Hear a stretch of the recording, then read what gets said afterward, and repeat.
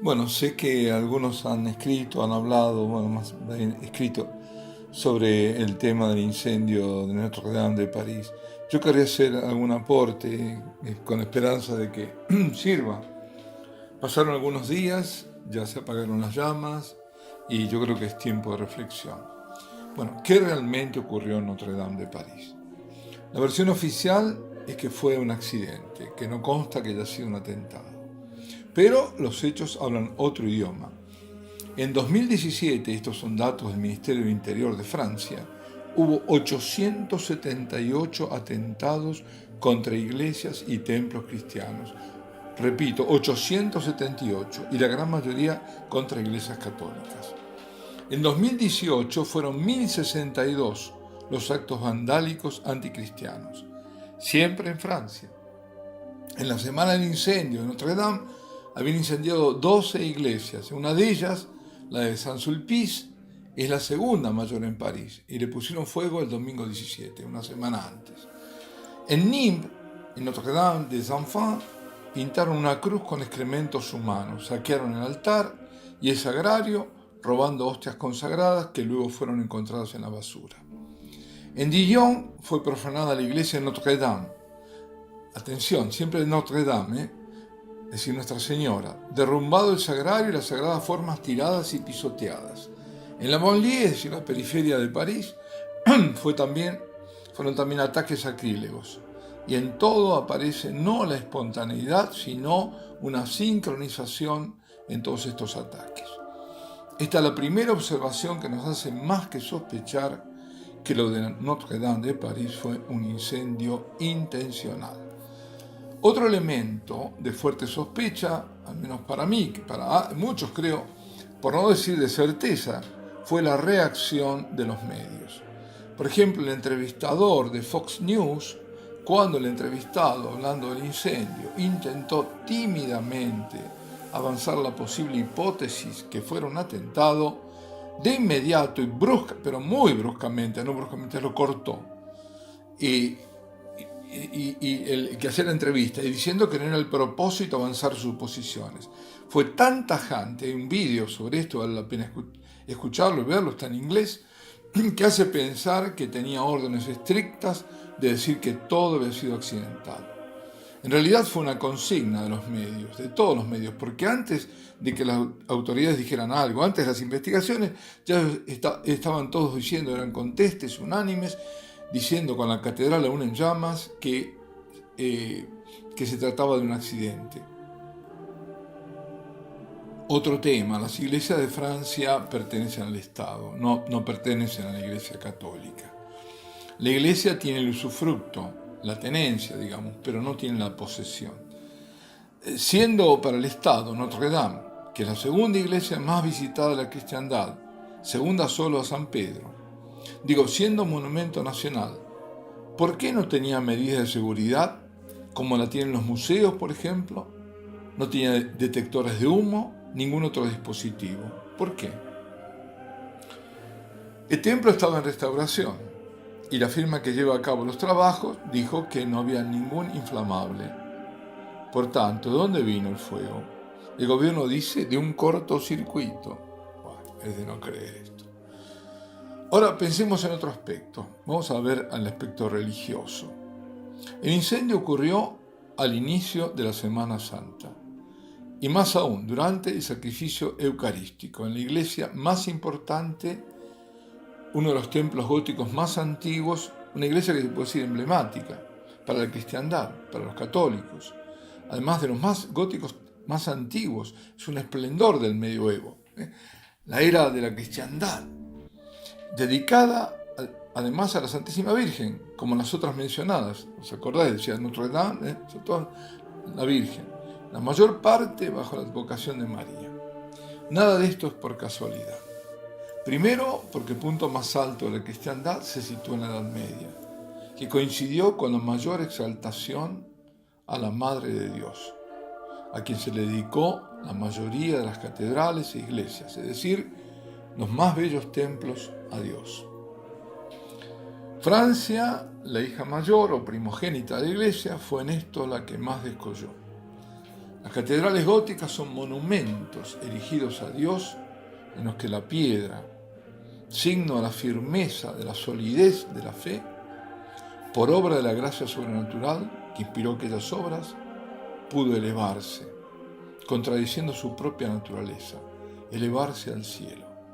Esos fueron los templos que todos alzaron, porque a todos pertenecía, porque a todos los mancomunaba una misma fe, ricos y pobres, nobles y plebeyos, clérigos y seglares.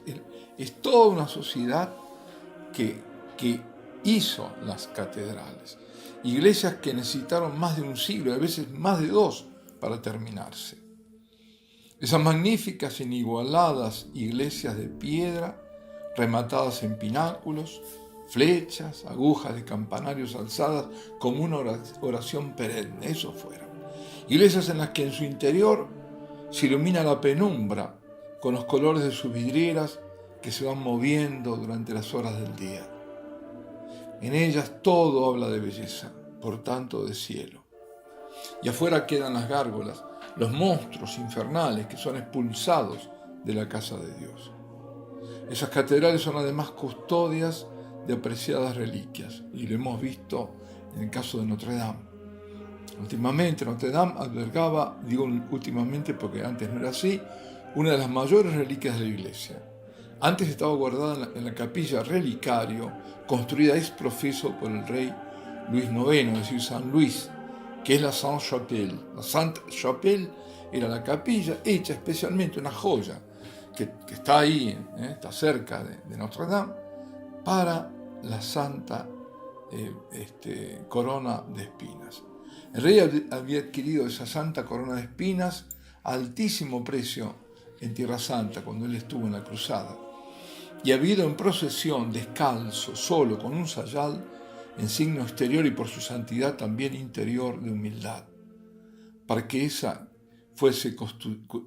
corona fuese custodiada en la iglesia para ella erigida. Pues todas esas riquezas, sobre todo de índole espiritual, estaban y están bajo el nombre de María, porque ella es la madre de la iglesia y es quien entabla la batalla definitiva contra Satanás. En ella está el cielo, salvando a las almas contra las llamas, pero las llamas del infierno. Por eso no es casual que el ataque más artero haya sido contra Notre Dame de París y que lo haya sido el momento de sacrificio de la misa vespertina. Y el Señor lo permitió, porque si no lo hubiera permitido no hubiera ocurrido. No lo ha querido, pero lo permitió, para dejarnos también una enseñanza. Es un signo profético. Es el mismo Señor que nos llama a que veamos los signos. Estad atentos a los signos de los tiempos. Y el incendio de Notre Dame, es un signo. ¿Y qué signo? El Señor permitió que se mostrase en la iglesia de piedra lo que padece la iglesia por él fundada. El incendio al que está sometida. Y fue precisamente durante la Semana Santa, como dejando ver que estamos en la semana de la pasión de la iglesia. Así se exterioriza lo que nuestros ojos no ven, pero Dios sí ve. La iglesia arde. La fe se ha perdido, esto se percibe no solo estadísticamente por la baja concurrencia de fieles a las misas, sino también, esto lo digo con mucho dolor, por la falta de fe, aún de los que participan de los oficios, y la mayor evidencia es ver cómo se trata a la Eucaristía, sin reverencia, con indiferencia, sin señales ni gestos de adoración. Últimamente nos dicen que en algún lugar, de Sudamérica, pero eso lo vemos en tantas partes, un alto prelado no daba la comunión, pero así directamente a los que se arrodillaban. Pero eso no es una noticia, lamentablemente. Y no hay ningún gesto, ni adoración, ni durante, ni después de la comunión sacramental. Sin Garabandal, la Madre de Dios decía que la copa rebosaba, porque cada vez se le daba menos importancia a la Eucaristía. ¿Qué dirá hoy? Y advertía la Santísima Virgen: debéis evitar la ira de Dios. En Akita, en Japón, el 6 de julio del 73, le dice su ángel custodio a Sor Inés Sasagawa. Se lo dice a las 3 de la madrugada, una hora también que llama la atención. Le dice: el mundo hoy hiere al sacratísimo corazón de nuestro Señor con sus ingratitudes y ultrajes. Y al mes siguiente es la Virgen quien se le aparece a la vidente japonesa para decirle: muchos son los que afligen al Señor. Deseo almas que consuelen para aplacar la ira del Padre de los cielos. Almas que hagan reparación a través de sus sufrimientos y su pobreza por los pecadores e ingratos.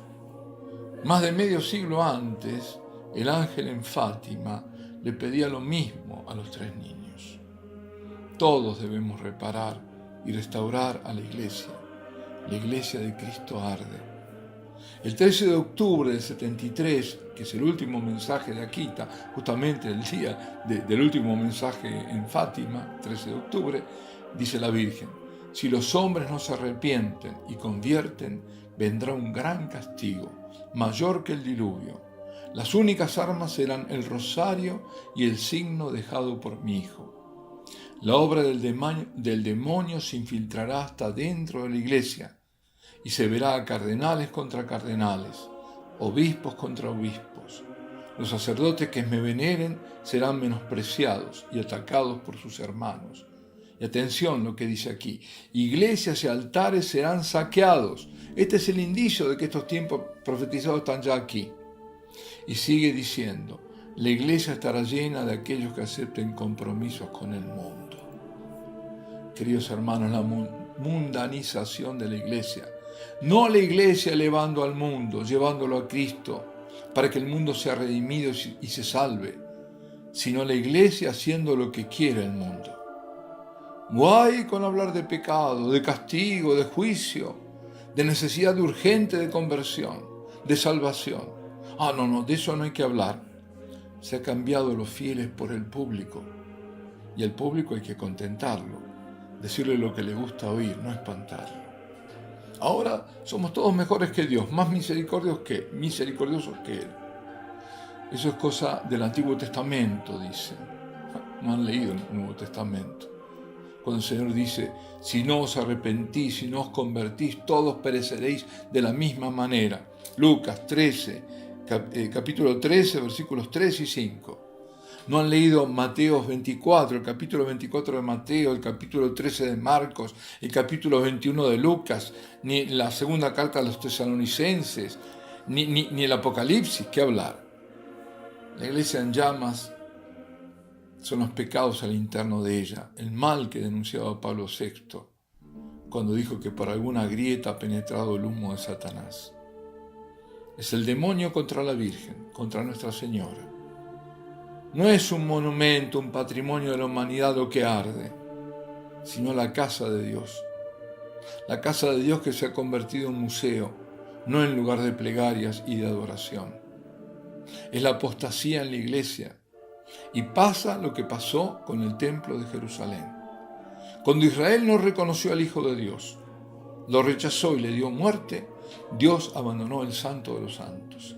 Se rasgó el velo del ingreso del Santo de los Santos y no quedó luego piedra sobre piedra. Las llamas oscurecen la belleza de la catedral que la fe había erigido. El humo de Satanás, himno vivo de piedra y de luz en alabanza, único en los anales de la historia de la humanidad, Dios eterno entrando en nuestra historia en la plenitud de los tiempos para redimirnos con el sacrificio de sí mismo en la cruz, es ese templo que arde. Y arde precisamente cuando se está celebrando el sacrificio, la misa.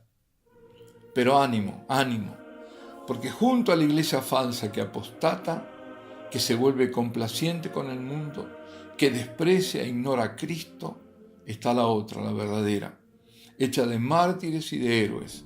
Es la iglesia del sacerdote que celebraba la misa en Notre Dame cuando estalla el incendio y no la suspende, mientras suenan las sirenas de alarma, ni se van los fieles y tienen que ser desalojados. Es la iglesia del padre Fournier, que ingresa entre las llamas y rescata la corona de espinas y el Santísimo, y solo Él, entre las llamas y el humo, bendice en el medio de la iglesia con el Santísimo para que el Señor proteja aquellos muros y torres, y el Señor se lo concede. Estos también son signos proféticos. Hemos visto una foto muy elocuente, preciosa, en la que aparece la estatua de la Pietà detrás del altar mayor. Allí está la Virgen del Silencio, sosteniendo a su hijo muerto, sosteniendo hoy a la iglesia de su hijo, entre los escombros y cenizas. Allí está la cruz con su radiante luminosidad, porque la victoria era de Cristo. Allí está el altar donde Jesucristo se hace presente en su sacrificio, en su gloria, en la Eucaristía, en cada Eucaristía. Allí estamos nosotros contemplando a la Madre que nos dice: no temáis, yo estoy aquí con mis súplicas y mi protección. Junto a la cruz María con el pequeño resto. Así es ahora, en estos momentos de la pasión de la iglesia, el resto fiel al Señor junto a María.